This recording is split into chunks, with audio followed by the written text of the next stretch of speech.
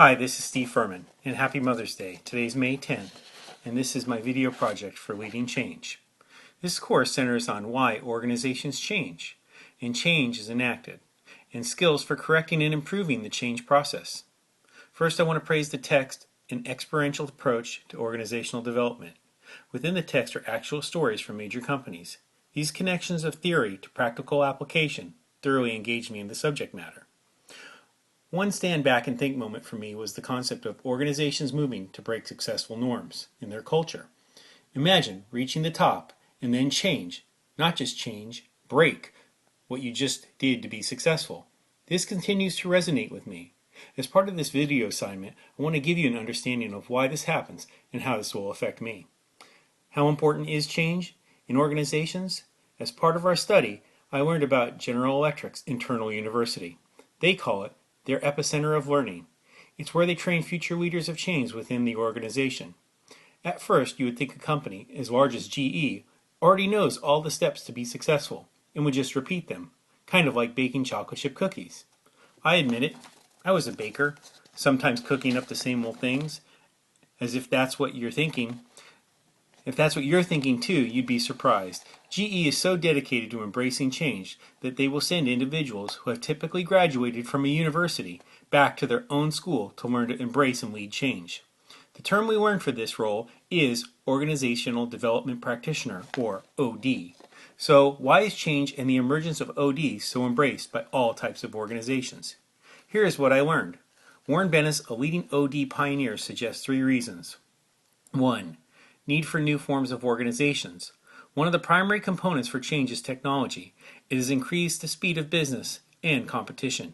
To keep up with change, organizations must change. 2. Focus on culture change. Most attempts at change fails because of organization culture, specifically regarding long-standing cultural norms. And 3. Increase in societal awareness. We've heard about differences between generations like baby boomers and Xers. The fact are that these generations are different and do not operate under a one-size-fits-all model. My eyes are now open as to the need for change, and most important, I've learned acceptance over resistance. Oatmeal cookies, anyone? Sometimes ODs use different styles to promote change, including acting as a stabilizer, cheerleader, analyzer, persuader, or pathfinder. The use of different styles shows a focus to influence change, but not control.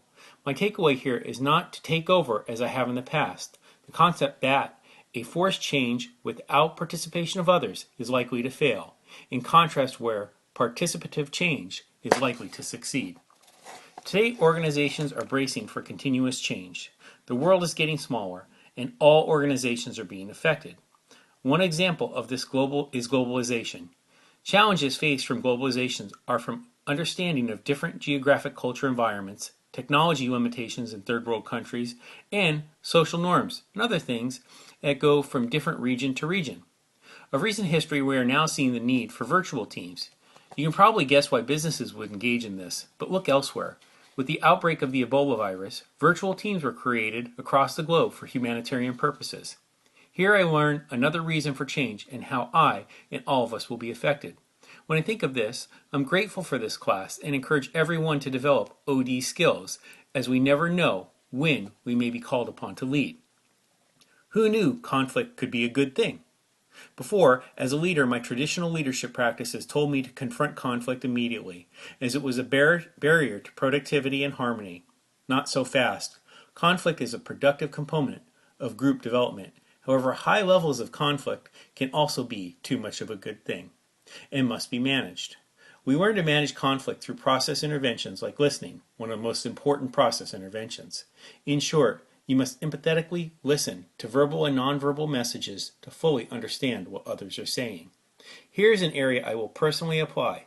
In the future, I will not rush in, but listen and help others to learn to listen, creating true understanding. Another intervention is structural suggestions. This sheds light on patterns of communication, work assignments, and lines of authority. This part of the course is where I look to help build qualities in others so they can self-manage in the future and reduce dependency on me.